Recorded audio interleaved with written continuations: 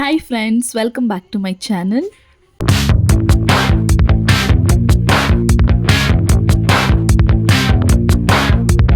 Friends, ಇವತ್ತಿನ ವಿಡಿಯೋದಲ್ಲಿ ಅಮ್ಮ ನಿಮಗೆ ಯಾವ ರೀತಿ ತುಪ್ಪ ಕಾಯಿಸೋದು ಅಂತ ತೋರಿಸ್ಕೊಡ್ತಾ ಇದ್ದಾರೆ. ಫ್ರೆಂಡ್ಸ್, ವಿಡಿಯೋನ ಕೊನೆವರೆಗೂ ನೋಡಿ, ಎಲ್ಲೂ ಸ್ಕಿಪ್ ಮಾಡೋಕ್ಕೆ ಹೋಗಬೇಡಿ. ಇಲ್ಲ ಅಂತಂದರೆ ನಿಮಗೆ ನೀಟಾಗಿ ಗೊತ್ತಾಗಲ್ಲ. ಇದರಲ್ಲಿ ಫುಲ್ಲಾಗಿ ಕೆನೆ ತೆಗೆದು ಬೆಣ್ಣೆ ತೆಗೆದು ಯಾವ ರೀತಿ ತುಪ್ಪನ ಕಾಯಿಸೋದು ಅಂತ ಅಮ್ಮ ನೀಟಾಗಿ ತೋರಿಸ್ಕೊಟ್ಟಿದ್ದಾರೆ. ಪೂರ್ತಿ ವಿಡಿಯೋ ನೋಡಿ. ಹಾಗೆ ವಿಡಿಯೋ ಇಷ್ಟ ಆದರೆ ಲೈಕ್ ಮಾಡೋದನ್ನು ಮರಿಬೇಡಿ. ಮೊದಲಿಗೆ ನಾವು ಹಾಲನ್ನ ಕಾಯಿಸಿ ಒಂದು ಸ್ವಲ್ಪ ಬೆಚ್ಚಗಿರೋ ಟೈಮಲ್ಲಿ ಫ್ರಿಜ್ಜಲ್ಲಿ ಇಟ್ಟಿದ್ವಿ. ಅದು ಈ ರೀತಿ ಕೆನೆ ಬಂದಿದೆ, ನೋಡ್ತಿದ್ದೀರಾ ಅಲ್ವಾ? ಈ ಕೆನೆನ ಒಂದೊಂದು ಸ್ವಲ್ಪನೇ ತೆಗೆದಿಟ್ಟು 15 ಡೇಸ್ಗೆ ಒಂದ್ಸರಿ ನೀವು ತುಪ್ಪನ ಮಾಡ್ಕೊಬೇಕು ಫ್ರೆಂಡ್ಸ್. ಜಾಸ್ತಿ ದಿನವೂ ಕೆನೆನ ಇಡಬೇಡಿ. ಮತ್ತು ಈ ಕೆನೆ ಏನು ತೆಗೆದಿರ್ತೀರ ಅದನ್ನು ಫ್ರೀಝರಲ್ಲಿ ಇಟ್ಕೊಳ್ಳಿ. ಫ್ರೀಝರಲ್ಲಿ ಇಟ್ರೇ ಕೆನೆ ಚೆನ್ನಾಗಿರುತ್ತೆ, ಇಲ್ಲ ಅಂತಂದರೆ ಸ್ಮೆಲ್ ಬರೋದು ಎಲ್ಲ ಆಗಿಬಿಡುತ್ತೆ. ಹಾಗಾಗಿ ಫ್ರೀಝರಲ್ಲಿ ಇಟ್ಕೊಳ್ಳಿ. ಕೆನೆನ ಒಂದು ಬಾಕ್ಸಲ್ಲಿ ಸ್ಟೋರ್ ಮಾಡಿ ಇಟ್ಕೊಳ್ಳಿ. ಡೈಲಿ ಹಾಲು ಕಾಯಿಸ್ತೀರಲ್ವಾ, ಅದರಿಂದ ಕೆನೆ ತೆಗೆದು ಫ್ರೀಝರಲ್ಲಿ ಇಟ್ಕೊಳ್ಳಿ ಫ್ರೆಂಡ್ಸ್. ನಾನು ಆವಾಗಲೇ ಹೇಳಿದಾಗೆ 15 ಡೇಸ್ ಒಂದ್ಸರಿ ಮಾಡ್ಕೊಂಬಿಡಿ, ಇಲ್ಲ ಅಂತಂದರೆ ಕೆನೆ ಸ್ಮೆಲ್ ಬಂದುಬಿಡತ್ತೆ. ನೋಡಿ, ನಾವು ಇವಾಗ 15 ಡೇಸ್ ಇಷ್ಟು ಕೆನೆನ ತೆಗೆದಿದ್ದೀವಿ. ಇವಾಗ ಇದರಲ್ಲಿ ಎಷ್ಟು ತುಪ್ಪ ಆಗುತ್ತೆ ಅಂತ ನಾನು ತೋರಿಸ್ತೀನಿ. ಅದಕ್ಕಿಂತ ಮುಂಚೆ ಬೆಣ್ಣೆ ಮಾಡ್ಕೊಳ್ಳೋಣ. ಫ್ರೆಂಡ್ಸ್, ನೀವು ಜ್ಯೂಸ್ ಜಾರಲ್ಲಿ ಬೆಣ್ಣೆನ ತೆಕ್ಕೊಳ್ಳಿ. ಯಾಕಂತಂದರೆ ನೀವು ಮಾಮೂಲಿ ಜಾರಲ್ಲಿ ತೆಗಿಯೋಕ್ಕೆ ಹೋದರೆ ಬೆಣ್ಣೆ ಎಲ್ಲ ಮೆತ್ಕೊಂಡ್ಬಿಡುತ್ತೆ.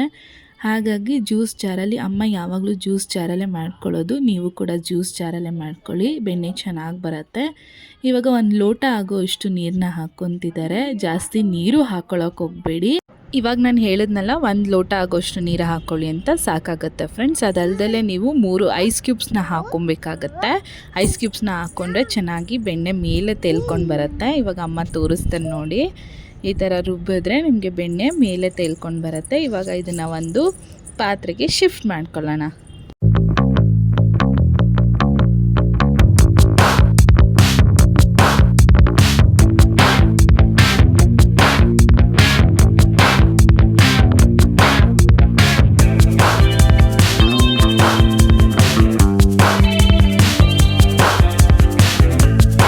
ಇವಾಗ ಪಾತ್ರೆಗೆ ತೆಗೆದಿಟ್ಕೊಂಡಿರೋ ಅಂಥ ಬೆಣ್ಣೆಗೆ ಅಮ್ಮ ಇಲ್ಲಿ ಒಂದು 6 ಐಸ್ ಕ್ಯೂಬ್ಸ್ನ ಹಾಕ್ತಿದ್ದಾರೆ.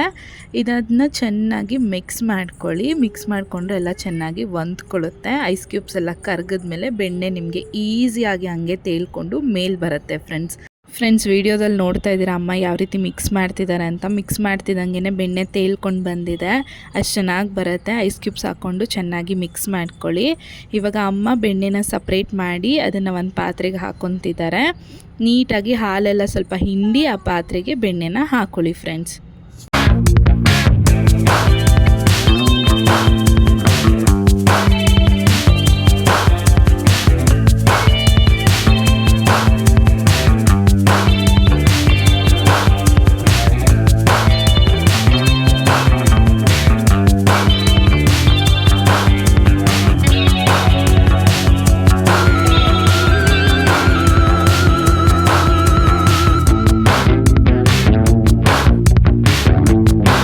ನೋಡಿ, ಇಷ್ಟು ಬೆಣ್ಣೆ ಸಿಕ್ಕಿದೆ. ನಾವು 15 ದಿವಸದಿಂದ ಕೆನೆ ಎಲ್ಲ ಕೂಡಿಟ್ಟು ಇಷ್ಟು ಬೆಣ್ಣೆನ ತೆಗೆದಿದ್ದೀವಿ. ಇವಾಗ ತುಪ್ಪ ಎಷ್ಟು ಬರುತ್ತೆ ಅಂತ ನೋಡೋಣ.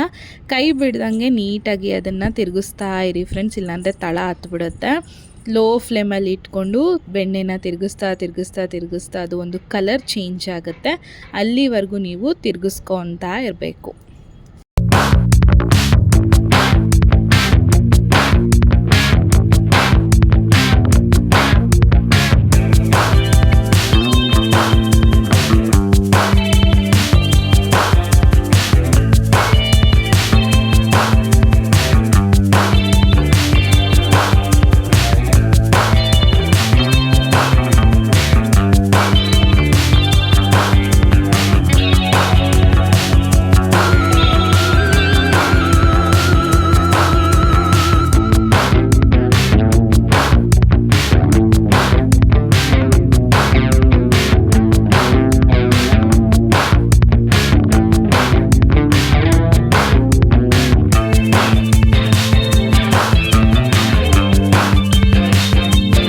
ನೋಡಿ ಫ್ರೆಂಡ್ಸ್, ಯಾವ ರೀತಿ ಯೆಲ್ಲೋ ಕಲರ್ ಆಗಿ ಟರ್ನ್ ಆಗಿದೆ ಅಂತ. ಇವಾಗ ತುಪ್ಪ ಆಗೋದಕ್ಕೆ ರೆಡಿ ಆಗ್ತಾ ಇದೆ.